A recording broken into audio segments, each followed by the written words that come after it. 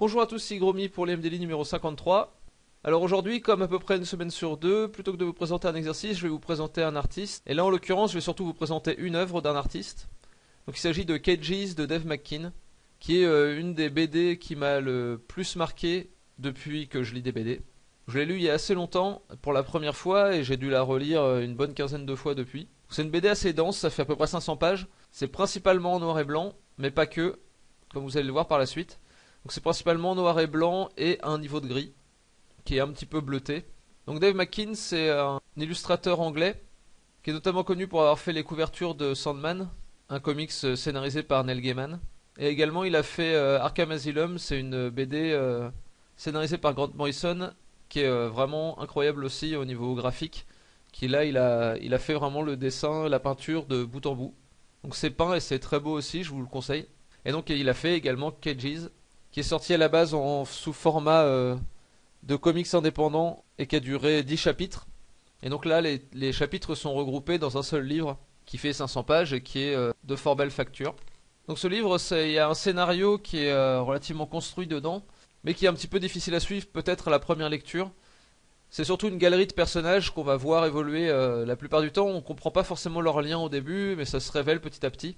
Et l'histoire fait la part belle à l'imagination, à la poésie et l'interprétation du lecteur.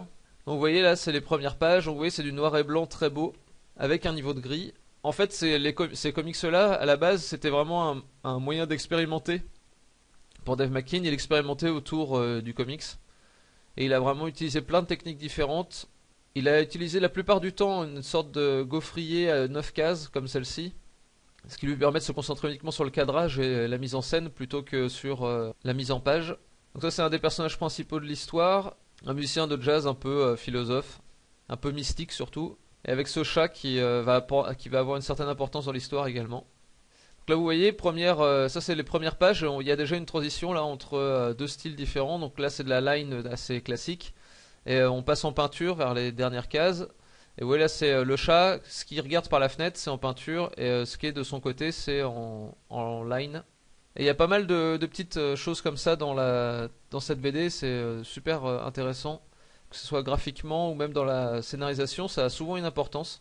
Donc vous voyez, il utilise aussi des techniques qui sont vraiment la peinture, enfin des mélanges de techniques qui sont assez forts, avec l'utilisation de l'informatique assez souvent aussi. Si vous voyez ces couvertures de Sandman, ça utilise beaucoup l'outil informatique, des collages de la peinture et des photos, et le tout assemblé de façon très très intéressante. Et vous voyez, au niveau de la mise en scène, il fait des choix qui sont assez audacieux parfois, un trait que je trouve assez incroyable. Donc après, chaque personnage dans cette BD a certaines obsessions, une certaine façon de penser qui fonctionne très bien dans le scénario, ça se lit vraiment bien moi je trouve. Après même si ça peut paraître obscur ou pousser le lecteur à se poser des questions. Vous voyez encore une petite trouvaille graphique. Là, le personnage se réveille un peu embrumé face à ce gars là, et tout est en vue subjective du personnage qui est un peu embrumé, et du coup, il n'y a plus de line noire, il n'y a plus que le fond gris et le blanc. Encore une autre façon de traiter la narration en peinture, collage, ça ressemble un peu plus à ces couvertures de Sandman. C'est très graphique, très plastique. Et c'est pareil, c'est jamais gratuit, c'est toujours pour mettre en scène une partie de l'histoire qu'il veut raconter. C'est jamais changer de technique pour changer de technique.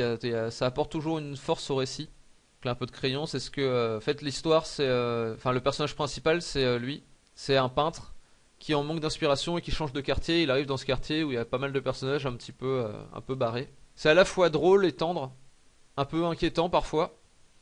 Et en fait, je trouve que toutes les facettes fonctionnent bien. C'est toujours intriguant et les personnages peuvent paraître un peu fous, mais toujours assez drôles, je trouve. Il y a vraiment beaucoup de poésie dans cette œuvre. Donc voilà, je répète, c'est Cages de Dave McKean. C'est un gros bouquin à acheter, ça coûte assez cher. Donc si vous avez une bibliothèque près de chez vous, vous pouvez certainement l'emprunter. Je sais qu'il y a eu une réédition il y a quelques années, je sais pas si on le trouve encore. C'est aussi dans tous les cas un beau livre, et pour les gens qui veulent voir du beau dessin semi-réaliste, enfin réaliste mais avec un vrai style personnel.